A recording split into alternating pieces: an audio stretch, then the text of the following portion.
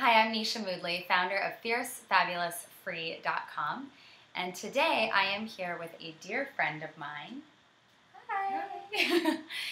The beautiful and brilliant Sarah Jenks. Sarah, I'm so happy to have you here. Thank you so much for having me. Thank you for joining everyone of course. here. Hi, everybody. Sarah is the founder of Live More, Weigh Less, and she's here today to talk with us about how we can create more freedom in our bodies. So Sarah, I would love you to start by explaining what does Live More, Weigh Less mean?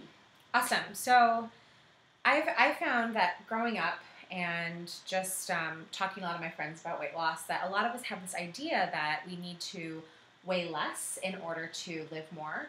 So the way I think about that is, oh, when I lose 20 pounds, that's when I'll start dating, or oh, when I lose 30 pounds, like that's when I'll have more confidence at work and I'll ask for a raise.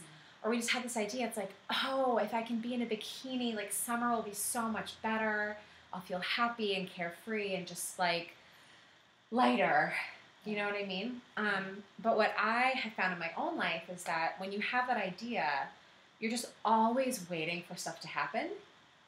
And so your life ends up being kind of bland and boring. You don't have a whole lot going on. And so we end up filling those voids with food.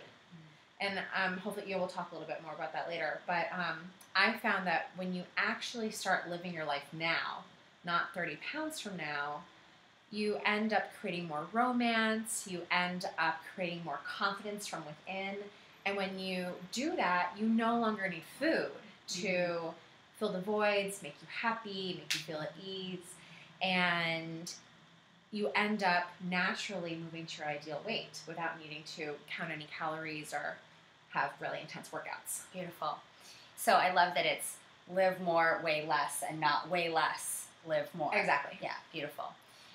So we are talking to a lot of ambitious women here, and I think a lot of the women that I speak with, being these really, go-getter types, super ambitious women, tend to be really clear about what they want in the world of business, and feel like they have a sense of control over being able to chart out their action steps or get the right people to help them. Right.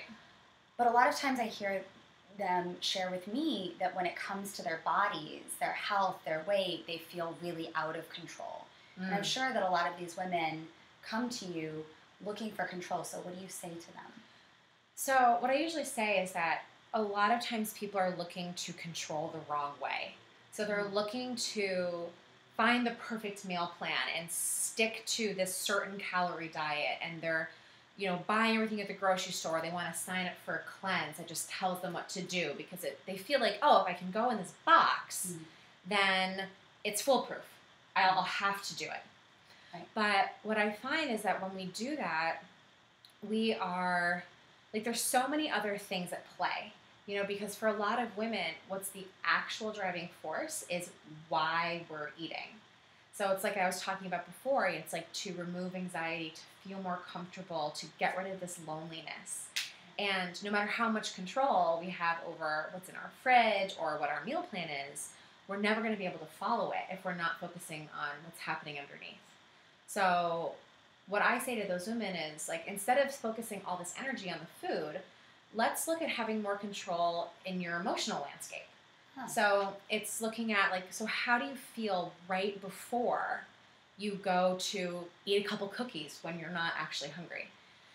For me, it was all about anxiety. I would panic or something would go wrong at work and I'd go straight to the pantry and I had to back up and say, okay, so why am I doing that? And how can I take control of this emotional landscape? And so I started tending to my anxiety in a very specific way.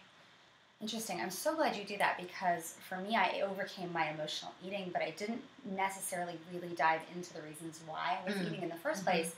And it just ended up morphing into another addiction. So it's like, you don't want to trade in your food, your food compulsions for some other kind of compulsion, as so many women do. Exactly.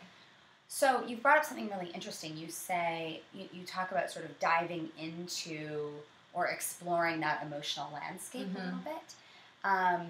And of course, what I've heard a lot, and I'm sure what you hear a lot, is oh, but there's a lot over there. Like, there's a lot of anxiety or fear or worry or sadness, and I just don't necessarily want to feel that. I don't want to handle it. So what do we do then if then it becomes about really going into those emotions when it feels like those emotions could really just swallow us? Swallow us, exactly. I mean, that's the whole reason why we eat, because we get the first little inch of anxiety and we decide that we just can't handle it if it actually comes up in us completely.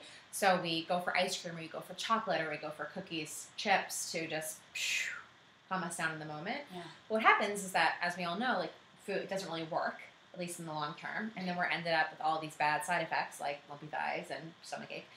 And so what I think is so important to do is, like, yes, like, if you really want to work on sitting with your emotions and, like, training yourself to the couch, that's fine. But I actually think in the beginning there's other actions we can do to help us process the anxiety, sort of better coping mechanisms that will work in the long term besides food. Oh, great. So for me, I think that's really about, getting my favorite blanket and getting on the couch and watching, like, really girly TV, like Gossip Girls or Glee, or, something to just take my mind off of what's going on. Of course, calling a parent, calling your best friend, or just, like, getting out for a run if that's something that's really pleasurable for you. But I think for me, I see a lot of clients say, like, oh, well, next time I want a cookie, like, I'll just go meditate. And I'm thinking, if I had to choose between meditating and a cookie, like, I'm going to eat a cookie every time. So I think to process... Probably me too. Right? So if you have to process your anxiety, like, get something that feels like a cookie. Like going out with your girlfriends, or watching a great TV show, or curling up with some great magazines, to really help you, like, move through that anxiety in a positive way. Awesome. That's great. I love that. Find a better coping mechanism. Right. Because the food is acting as a coping mechanism. It serves a purpose. And tearing that away is just going to have us probably grasp onto something else that's unhealthy. Yeah. So we may as well choose it in advance. Exactly. It's great. Yeah. So I have this philosophy that at the intersection of living really fierce, like really determined and focused and ambitious, and living really fabulously, like really luxurious, beautiful, healthy, playful, pleasurable, fun lives, is an access point to women's freedom. And the traditional diet paradigm, the world of diets, is all about, I guess, the fierce part, right? It's all about, like, being ambitious and determined and focused and willpower, and that has its place. But in the diet world, it's like all of that and nothing else. It's just focus. Count those calories, count those points, and so I'm curious what your thoughts are about, because what's really interesting is when it comes to food, bringing in more of that pleasure and play is like, wait a minute, that's what got me into trouble in the first place. I wanted the Oreos, I ate the damn Oreos. Like, that's the problem. So how does bringing more pleasure and play and fun, more of the fabulosity into our lives actually help with weight loss? And then, if it does, then I suppose that is the access point to freedom around our bodies and our weight. Absolutely. And it really does. The way I see it is, a lot of times we think, oh, all this fabulous and the pleasure and the ease is what's gotten me in trouble in the first place, like you said. But I actually think that if you really think about how you're eating, and for a lot of us, it's like eating on the run while we're commuting, eating lunch in front of our computer while we're, like, checking email furiously, eating dinner in front of the TV. That's not actually having a fabulous eating experience. It's like, for me, every meal is beautiful. It has to be. I have cloth napkins and I light a candle. It's like our lunch today. Sarah made me the most beautiful lunch today. We sat down. It was gorgeous. Yeah. I always put my computer away because I do that because I know it's so important for the satisfaction of my meal. If I'm paying more attention to my computer and less attention to my food, I'm going to want 3 lunches because our brains don't really register that we've been eating. So I think bringing this fabulosity into the way we're eating is the first thing that's so important.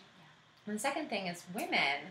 It's like we're innately driven to have fabulous, beautiful lives. It's part of our being.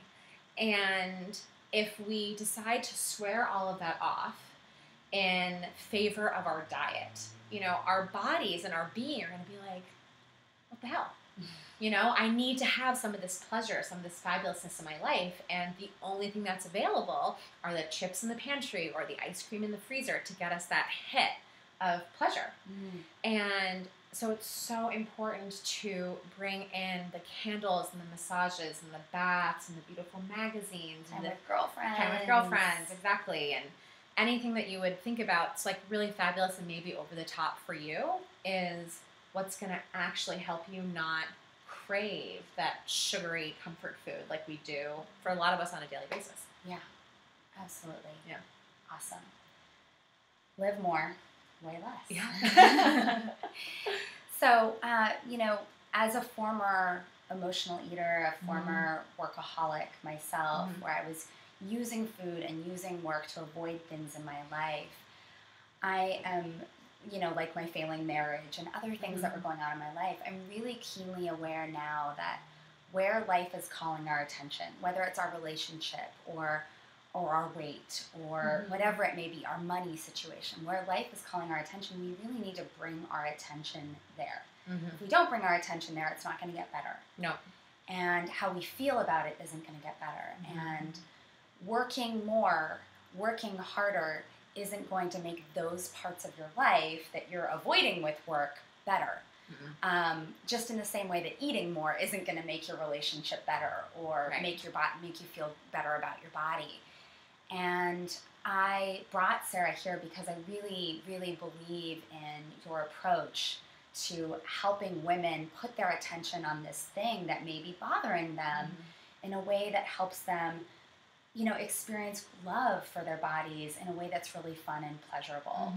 And so I know you have a video series coming up. I'd love you to share with everybody. And I just want to say before you tell us, Sarah's work is incredible. I'm really conscientious about only sharing people with you who I really, really firmly believe in and whose work I know well. And I know Sarah's work, and I know Sarah as a human being, and you just have my full endorsement. So if your body is the thing that life is calling your attention to, I really encourage you to check out Sarah's video series. So go ahead and share that with us. Yeah, I developed this video training because I really believe that women everywhere need to know that being thin is not the path to happiness.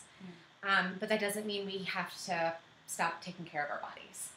And I wanted to create a space and a method for women to really understand what it can look like to have a lot of fun, curating their lives and making their lives beautiful, and at the same time using that to move to their ideal weight without needing to deprive or restrict. And it's not that this is just an alternative way to do it. I actually think this is the only way to do it successfully. And actually create a meaningful relationship with our bodies and a level of health that's sustainable for your whole life. And I made this training series because I really want every woman to know about this, so it's completely free.